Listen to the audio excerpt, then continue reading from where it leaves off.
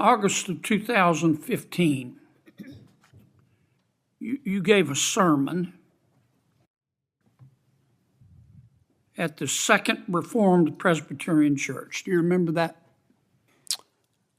2015, I think that might have been a Sunday school lecture, but I spoke, yes.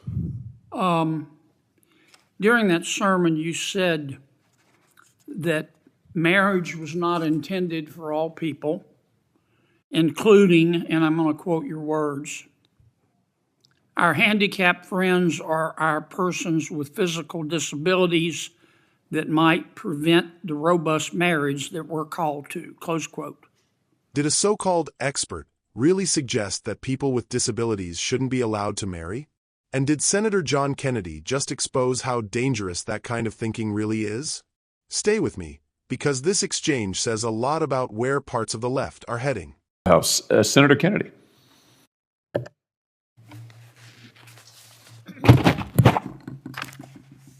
Mr. Olson, I believe I looked at your resume. You are an elder in the Reformed Presbyterian Church of North America. Is that correct?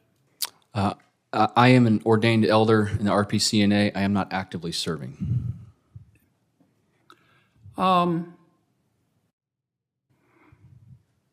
August of 2015,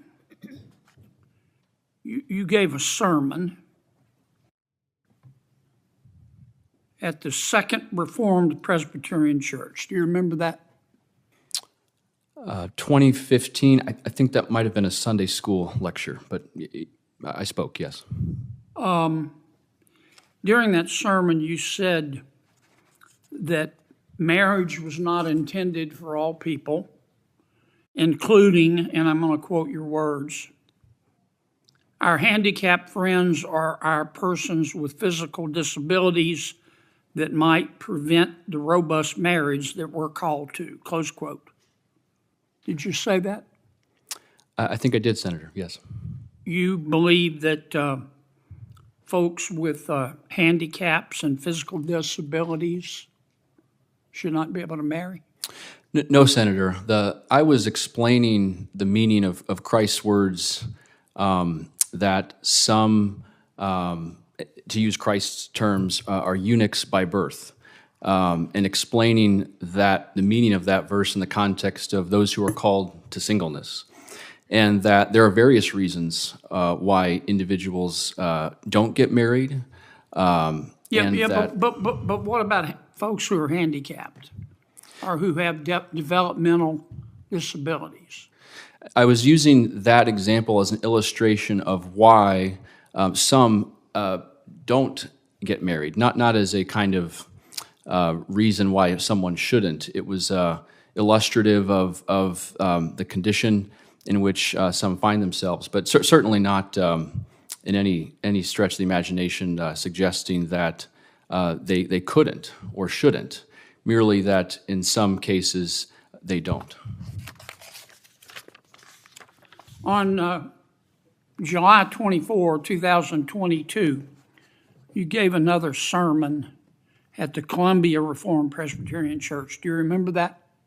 The Columbus Reformed Presbyterian Church, yes. You were speaking about sexuality, is that correct?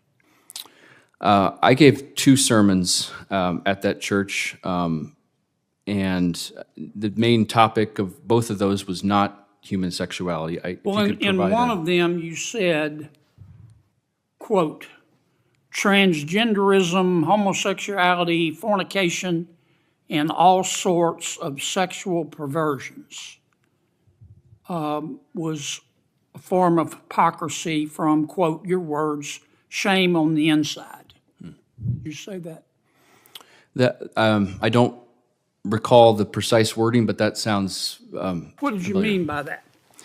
Yeah, Senator, thanks for the opportunity to clarify that. So I was preaching a sermon on a passage in the Old Testament about an Old Testament King Uzziah who was stricken with leprosy. I don't have a lot of time, Counselor. Tell me what you meant by that. Sure, that many... Do you believe that fornication is a form of sexual perversion? Senator, my personal views, my religious views, what I was speaking at that time were for the edification of the people that I was preaching to. As a judge sitting here today, my obligation is to apply the rule of law. Yeah, I understand that, but Constitution. my obligation is to try to understand you, because this is a lifetime appointment. Do you believe that fornication, which I assume you mean by that the sex act, is a form of sexual perversion? Senator, the doctrine of the church that I was at does state that fornication is a sin. Well, what do you mean by fornication? Any sexual act outside of the bounds of marriage. Okay. So you believe premarital sex is a sexual perversion? Senator, my personal views, as many have said before, I won't comment, but the doctrine of the church that I belong to. Is it your doctrine? I took, as an elder, I took a vow. Is it your doctrine? As an elder of the RPCA. Is it your doctrine? Senator, my personal views as a judge are not the object of what I would rule upon. Give me one more minute, please, Mr. Chairman. On August the 23rd, 2015, you spoke in Sunday school, and you said, quote, "I'm not saying women can't have careers. That's not what I'm saying." No, strike that. I'm reading the wrong quote. I apologize. In your talks at your Sunday school, you said that God, quote, has called wives to be subject to their husband, end quote, and to, quote, serve the good of your husband and support his calling, close quote. Did you say that? I gave a couple Sunday school lectures around that time. I don't recall the particular one, but I think I recall saying something along those lines. What did you mean by that? So in Christian marriage, as explained by the apostles, I was describing our church's understanding of what Christian marriage ought to look like. And you believe Christian marriage provides that women have to be subservient to their husbands? Senator, I think I was quoting either a passage in Ephesians or those are not my words. Those are words in the scriptures. Well, you said them. Do you believe them? Senator, I believe every word of the Bible. Okay. Thank you, Mr. Chairman. Mr. Olson, can I just follow up on that, since he raised interesting questions, but let me just ask you, you're an ordained elder. Before we get into it, make sure you hit that like button, subscribe to the channel, and turn on notifications so you don't miss any of these moments where common sense finally shows up in Washington. All right, let's talk about this hearing, because what Justin Olson said should concern every American who believes in basic human dignity and freedom. During questioning, Olson made remarks suggesting that people with disabilities should not marry, framing it in cold, technocratic language about outcomes and social planning. This is exactly the kind of elitist mindset conservatives have been warning about for years. When you strip away the academic jargon, what you're left with is a worldview where government experts believe they know better than families, faith, and individuals. Senator John Kennedy was having none of it. Kennedy cut straight to the heart of the issue by forcing Olson to confront the real-world implications of his argument. Not theories, not models, real people, real families, real lives. Kennedy made it clear that marriage is not a privilege handed out by bureaucrats or intellectual elites. It's a fundamental institution rooted in personal freedom, responsibility, and love. When Olson tried to retreat behind vague explanations, Kennedy kept pressing, exposing how dangerous it is to let government officials decide who is fit to live a normal life. This is where the right gets it right. Conservatives believe every person is made with inherent worth. We don't rank human value based on productivity charts or social engineering fantasies. The moment government starts deciding who should marry, who should have families, or who deserves a future, freedom is already dead.